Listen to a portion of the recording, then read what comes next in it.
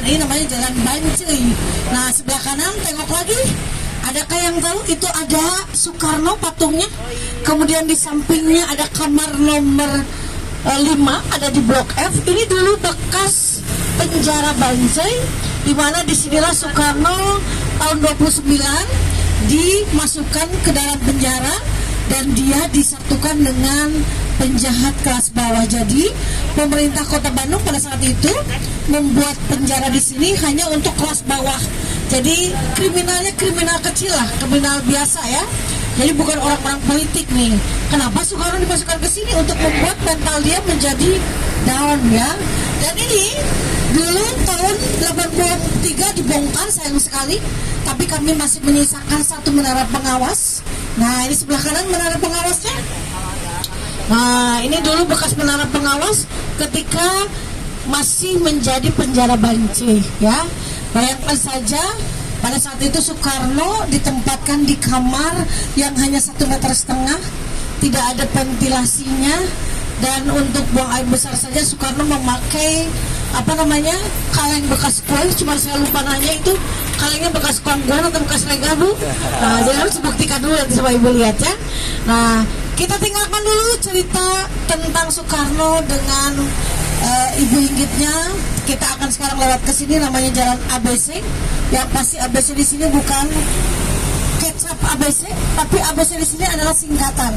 A-nya adalah Arab, B-nya adalah Bumi Putra, C-nya adalah Cina. Jadi sudah ada 3 etnis tuh ya. Dan belum ke Bandung. Orang selalu bilang kalau belum ke Jalan Braga. Nah sekarang kita ada di Jalan Braga. Nah kita sekarang ada di Jalan Braga.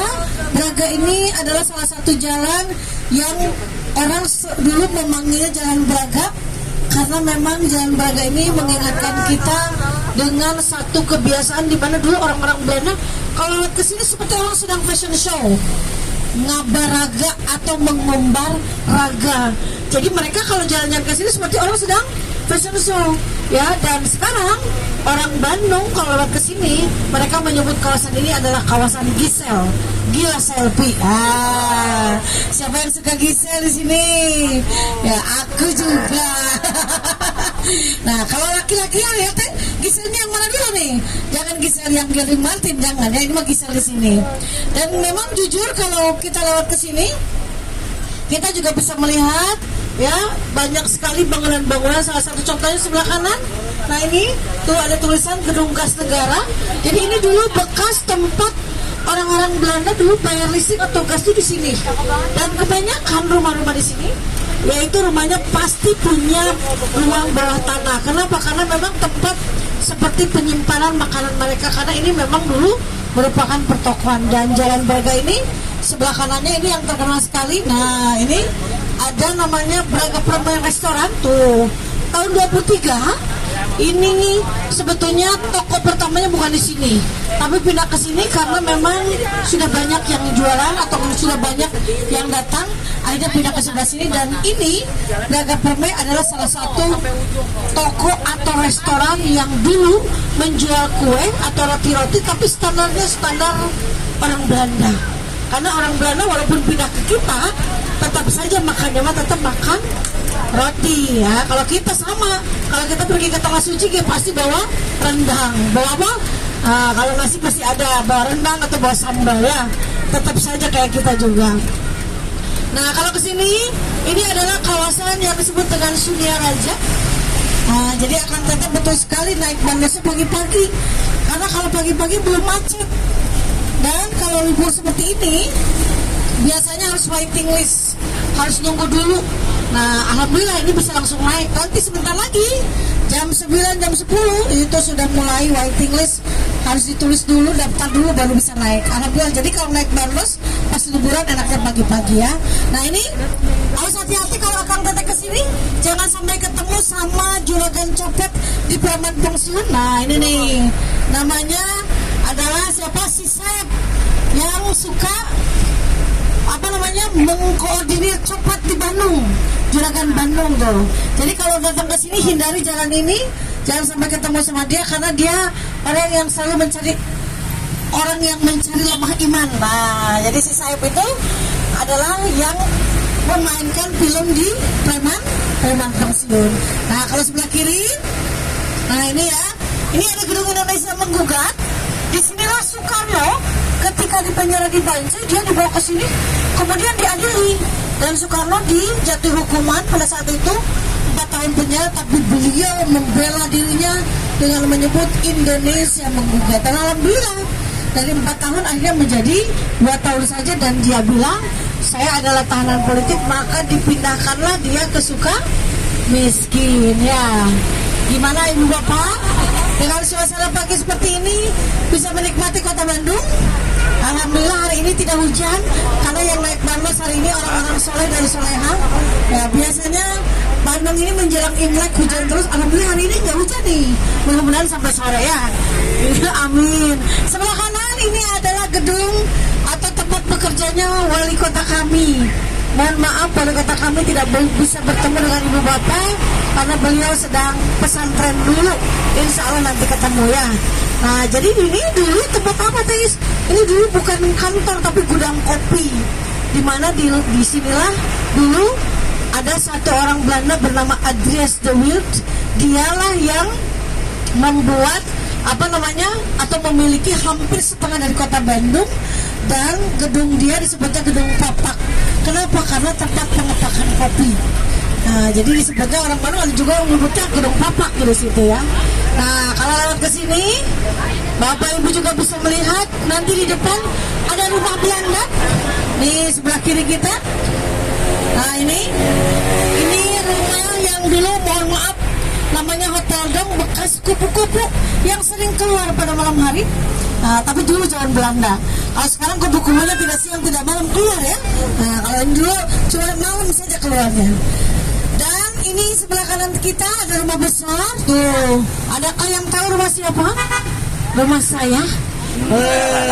Cuma saya tinggalkan rumah segede gini. Kenapa? Karena jujur saya capek tiap hari nyapu saja ya. Akhirnya saya tinggalkan dan sekarang dikontrakan ke Pangdam Siliwangi. Nah, jadi Bapak Pangdam tinggalnya di sini nih. Ya. Akan tetapi boleh nggak saya tanya nih, yang kita naiki namanya apa? Bandros. Adakah yang tahu singkatan Bandros? Bandung Tour on Bus. Jadi kita turnya pakai bus, bukan Bandung Tour on Odong. Enggak, kita pada odong-odong ya. Ingat nggak tahun 2012 dulu Bandung itu Bandrosnya ada yang tingkat. Kenapa sekarang nggak ada? Sebetulnya masih ada, cuma tidak boleh dipakai. Kenapa? Karena Bandung terkendala banyak kabel listrik dan kabel telepon. Dan 2014 ada kejadian dulu ketika foto-foto selfie di atas kena kabel listrik. Makanya sejak saat itu tidak lagi diperbolehkan. Maka dibuatlah yang ini namanya baper, Bandros permen. Karena warnanya warna-warni kayak permen ya.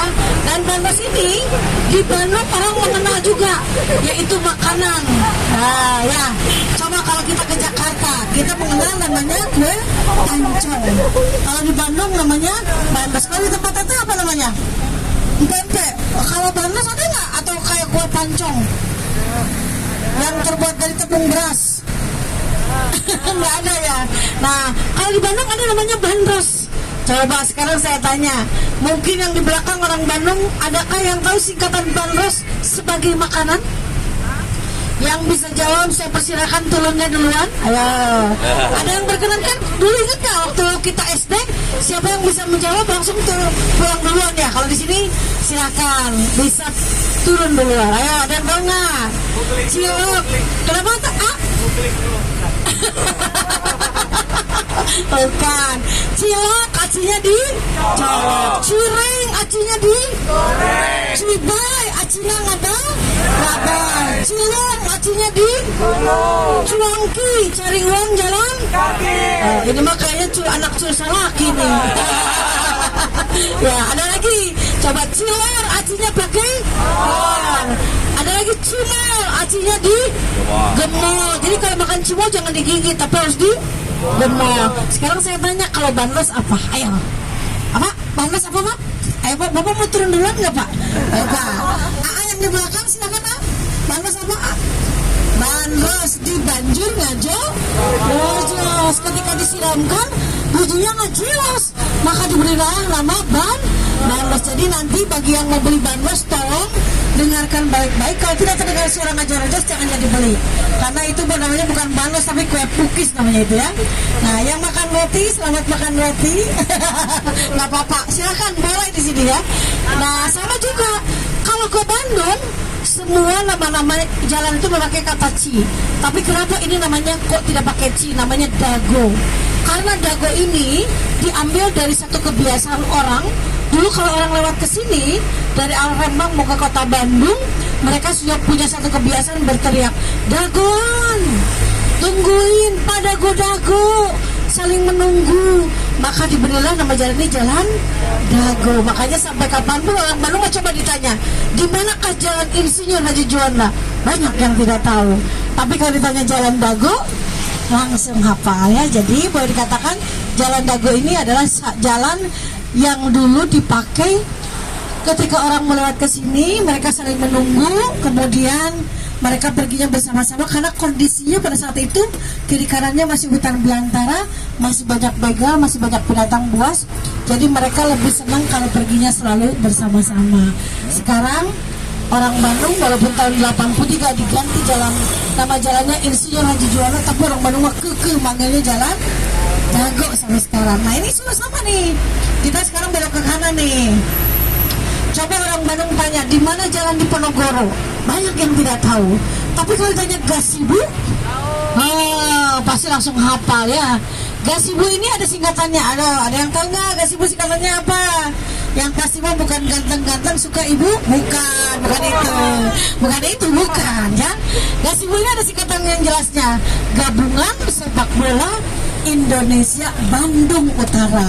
Jadi yang namanya cikal bakalnya persepak bolaan itu ya ada di Gasibu sini ya. Tapi namanya kemudian diganti menjadi Jalan di Ponorogo karena ini dulu namanya diambil dari seorang ratu Belanda bernama Wilhelmina. Namanya Wilhelmina Boulevard. Kenapa memakai nama Boulevard? Jadi kalau sesuatu yang memakai nama Boulevard itu artinya jalan ini jalan utama atau jalan protokol. Makanya kenapa rumah-rumah di sini besar-besar? Karena dulu dari arah sana menuju ke Gedung Sate. Nah, jadi inilah jalan protokol yang disebut dengan Wilhelmina Boulevard. Karena di sini juga ada lapangan namanya lapangan Wilhelmina. Yang kita kenal sekarang namanya lapangan Gasibu. Nah, sekarang di lapangan Gasibu ini tidak untuk main bola. Kalau dulu itu tempat main bola. Kenapa? Karena sekarang hanya tempat duduk berolahraga saja ya. Nah, kita teruskan lagi nih. Akhirnya teteh belum ke Bandung katanya kalau belum lihat gedung sate. Saya juga bingung. Kenapa orang Bandung? Kenapa orang Bandung manggilnya gedung sate? Coba kebayang nggak? Coba kalau pada saat itu yang viral duluan teh Cilok, maka dipanggil gedung Cilok. Waduh bahaya ya. Untung saja yang viral duluan adalah nama sate. Kita lihat nih, itulah keunikan orang Sunda. Ketika melihat bentuknya kayak sate, maka dipanggil gedung sate. Padahal dulu orang Bandung nyebutnya gedung HB, government bedrijven atau gedung pemerintahan. Tapi orang Sunda kalau disuruh ngomong bahasa Belanda susah, maka dipanggilnya namanya gedung sate. Coba kita hitung, ada berapa satenya yang di atas? Ayo, ada berapa deh? Ayo, ada 6 ya.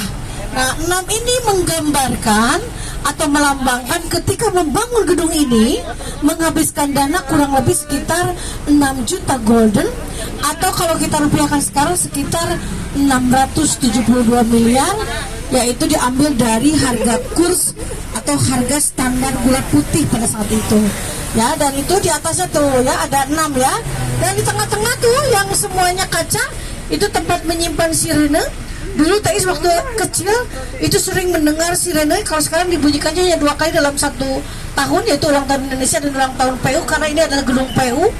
Kalau dulu menjelang buka puasa terdengar bunyinya kencang banget sampai terdengar 20 km. Sekarang tidak lagi karena kondisinya sudah lumayan lama juga ya sudah tuh. Jadi sekarang dibunyikannya hanya 2 kali dalam 1 tahun, yaitu pas ulang tahun Indonesia dan ulang tahun PU. Karena ini dulu adalah gedung perairan ya, gedung PU ya. Nah, kita teruskan lagi ya. Nih, kalau ke Bandung jangan lupa juga bagi ibu-ibu, bapak-bapak, kang teteh, mampirlah ke Taman Lansia.